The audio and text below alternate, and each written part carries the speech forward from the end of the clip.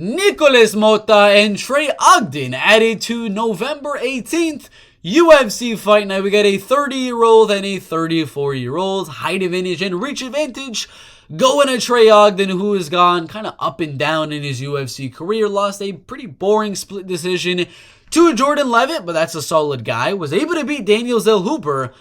Very, very impressive win for sure. And then he lost to Ignacio Bahamondes. He has never gotten a finish or been finished inside of the UFC.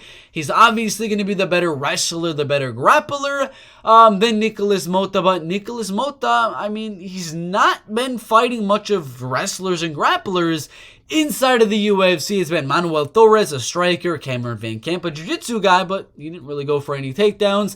And then Jim Miller in the UFC's lightweight division, who Jim is a very good wrestler and grappler, but he didn't go for any takedowns really in that fight. So it's hard to say if Trey Ogden is going to have like a dominant showing in terms of the wrestling and grappling, or if this is going to be a striking match.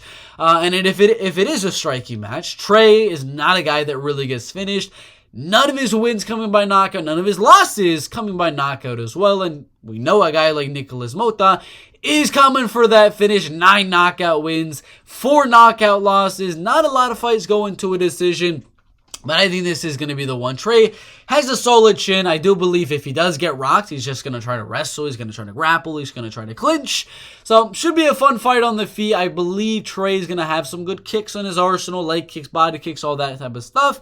But in terms of the hands, I believe Motta has that power advantage and is going to be landing the better shots. I got this one being a close one. Trey, I believe, is going to land slightly more volume. Nikolas Motta landing more power. Maybe some takedowns, maybe some grappling. Very close, 29-28 decision win for Nikolas Motta. Very close fight in the lightweight division.